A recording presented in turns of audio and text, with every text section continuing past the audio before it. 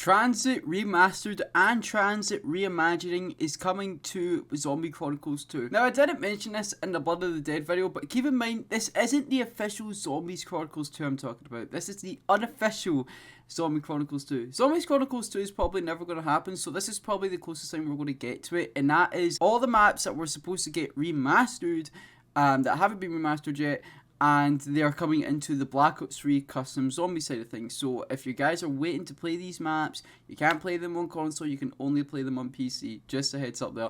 But as you know, I've talked about 5, I've talked about Blood of the Dead. I want to talk about the 2 maps that are coming, which is Tranzit Remastered and Tranzit Reimagining. So let's start off with the Tranzit Remaster. The Tranzit Remaster is on Black Ops 3. It's got the same loadout as BO2. It's got the BO2 HUD. It looks exactly like BO2, just on BO3. You know, it plays exactly like BO3, just on BO2 Transit. You know, there's really nothing much to say about it. But then, of course, we're getting a Transit Reimagining made by Vertical called The Return to Transit, which makes it look so much nicer. And it looks like just before the nukes hit, you got so many unexplored areas. I'm pretty sure Bushwick B is a thing. And there's so much more to do, and I'm pretty sure there's this cool new unique Easter egg. It's not going to be the exact same Easter egg as the Transit Easter egg, but there's going to be something new. And personally, I'm really excited for it, and I can't wait to see what Vertical does with it, because we're getting a pack-a-punch box. You know, Diner looks great. Like, everything that is on Return to Transit looks great. But it was well to think that we are getting a 1-to-1 Transit remaster, and then we're getting a whole reimagining of Transit. So it's well to think, and I'm very excited, because from what I've seen from Vertical's gameplay and all the stuff that he said with his builds, I'm really excited. And of course, this reimagining of Transit, the Return to Transit, is going to link in with the super Easter egg that is coming with the remaster of Diarize and Buried. So that's going to be very cool. Again, I don't know how exactly they're going to do that, with it being the Black Ops 3 custom zombie side of things, but we'll just need to wait and see. In all honesty, I am very excited. You know, they look like they have some new Raygun Mark II stuff within Return to Transit. And again, if we're talking about the remaster of Transit, it's just the exact same as Black Ops 2. Like, that's the reason why I've not said much about the remaster of Transit. Like, it's simply just Black Ops 2 Transit within Black Ops 3 zombies. Like, that's literally all it is. It's got the bus, it's got the bus depot, it's got the diner, and that's literally it. It's not got new areas like it does in Return to Transit. So just a heads up there before people are thinking why I'm not talking much about the Transit remaster. But in all honesty, I'm very excited for both. You know, we get to play Transit, like classic Transit within Black Ops 3. And then, of course, if we want to play the newest version of Transit, being the Return to Transit, the Transit reimagining, it's going to be really hype. And honestly, I'm really excited. I know this has been in the works for a while. I think the Return to Transit will probably be, I think it's going to take a little more time for it to be released, but in terms of the remaster of Transit, that will be coming out real soon than I think people expect. Unless I'm wrong, don't count me on that, but I will play the 2 trailers for both the remaster of Transit and the reimagining of Transit at the very end, so you guys know what to expect. But anyways, guys, that's all I wanted to say. Again, I know these Zombies Chronicles 2 videos are really short, but I just wanted to talk about, you know, every single map that is coming to Transit. And of course, the next map I'm going to be talking about is Buried. I am doing it in a certain order, because I'm just talking about maps that, you know, people have talked about, people have not, and I know people haven't talked about Blood of the Dead.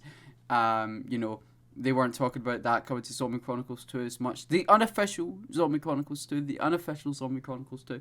But again, I'm very excited to see these remasters and reimaginings of Transit. They're going to be really hype. I'm going to play the trailers for both of them right now, and I will see you all in the next Friday live stream. And goodbye.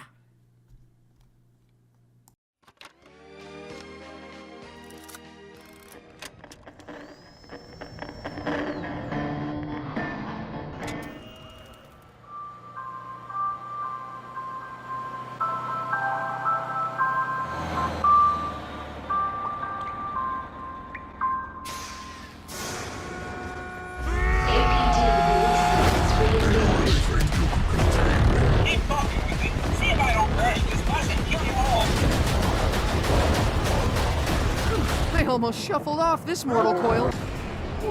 Here comes the glory, you undead freakalopes. The odds of me receiving what I want are extremely slim, yet I keep trying. This bad boy shakes these old bones away. You are powerless against me.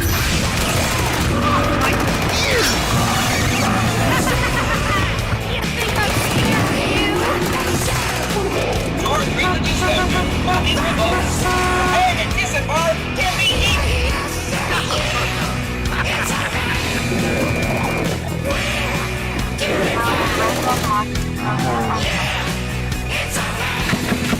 End of the line.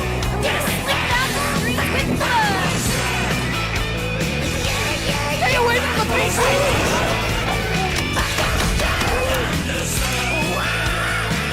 Even your most destructive weapon would barely register as a blip on my radar. Know this. You mortals will not claim. Hey everyone, Verko here, with a new dev update on the Return to Transit project for you all. I know a lot of you are eager to see what the current progress is, and I'm excited to show you what I've done since the last update. We'll be going over some of the map in progress, as well as the new weapon system, mystery box features, and future plans with the super Easter egg. One of the reasons why it's been a while between updates is because, as some of you may know, I'm currently working full-time on a game in Unreal Engine 5, but that's currently top secret, so pretend you didn't see what you just saw. Now in the last video, I laid out the plans for the ideas of the expansion of Dana. So as you can see, this whole section is playable, and in the dark areas you will have a flashlight, otherwise it will be lit by these nice little lanterns here. We got bridges that go across the water, because the water does in fact slow you down when you walk through it, as you can see here. Very slow. So we've got these nice little bridges that create these direct pathways in the new section, and some of the pathways lead to the new cave entrance. If you remember the last dev update, it was just a dev block and that was it. But now you can actually enter these, because just like every other point of interest, it's going to have a bunker. So if you walk through the cave here, come through the bunker section, and these bunkers will each contain a Pack-a-Punch switch, so the one for Dana will be located here, and a tally pad location, which will be located here. So in Return to Transit, the way you get to Pack-a-Punch isn't actually by using a turbine at the power station and putting it against that wall. In this version, it'll be instead activating Pack-a-Punch switches around the map. Each Pack-a-Punch switch will be located in every point of interest's bunker. Once you activate all these switches once, Pack-a-Punch will become permanently accessible. This way, it's still a bit of a challenge to get to Pack-a-Punch, but once you've done it, it is done and it's no longer a major inconvenience based on luck and chance. So this entire section behind these buildings are now playable, and I'm excited to see how players will utilize the new sections for training and surviving, and whatever strategies you all will come up with. Along with this entire side being playable, this side is also playable now. So as you can see on this side of Dana, I've actually expanded this whole section into a swamped area. In the original Transit, this is just empty terrain blocked off by some chain link fences and fog, obviously. So I've kept the fact that it is just terrain, but I have made it playable and beautified it, and used this water as both as an excuse to make it look very pretty with the reflections of the neon lighting here, as well as make it not just an open area you can train in, because the water slows you down. Now there is actually a secret in that section, and I'm not going to explain what it is. You're going to have to wait until the map comes out. Along with each area being expanded, Return to Transit is also going to have some secret areas, like this one for example. Now if you're a patron, or have been watching the dev streams on the weekends, you know where this is, what it is, and where it leads. Otherwise, you're gonna have to wait and see. Okay, so I hinted at the new weapon system in the beginning. This is actually something I planned on doing for 47 Berkeley Lane, and something that I thought about and wanted to do for a while, but then Cold War did it. Kinda. As we all know and are used to, in Black Ops 3, you pack your gun for 5,000 points, and then you can repack it for a cheap 2,500 to get a random AAT. And any bullet weapon can get any AAT at random. In my opinion, this makes every bullet weapon basically the same thing. Kinda boring, kinda too easy. I want to bring the uniqueness and difficulty back to zombies. So in Return to Transit, Pack-a-Punch has some changes. You can take your base weapon to pack and upgrade it as normal. Nothing changed there, except for it being instant like Cold War, because I like that quality of life change. But now this is where the real change comes in. You can take your upgraded weapon to pack for a whole new additional tier above upgraded, called Mastered. Any upgraded weapon can be mastered for 20,000 points. The mastered version is significantly stronger than the upgraded version, and each weapon has a unique mastery defined around its AAT. So in this example, okay, so I got the Ray Gun Mark II here, and this gun's mastered version is designed to be deadwire specifically. So if we pack a punch the Ray Gun, we have the base upgraded version, and this will be the PAP camo for Transit, at least the base PAP camo. Every single gun will have this base PAP camo when you upgrade it for the first time, but when we bring it to the PAP again, for the mastered version, we can fully master it to get to its final state. And as you can see, the gun has a blue electric camo because it is deadwire. So this will always be deadwire because that is what this gun is uniquely designed to be. And the PAP camo, as well as the firing effects and all the aesthetics of the gun, represents that. So as we shoot, we got blue effects, we have a blue camo, and of course the deadwire itself emits blue light when it triggers. So every gun has its own thing. And the name of the gun, ignore that. I don't have a name for the mastered version yet. If you have any ideas, feel free to leave a comment on that actually. And by the way, I am playing on Bridge Survival. That's right, there's a little bridge in Transit. Will be a survival map. It's just a fun little like one small section area map. And why not? I'm out here making every point of interest more interesting. Alright, so that was the weapon system.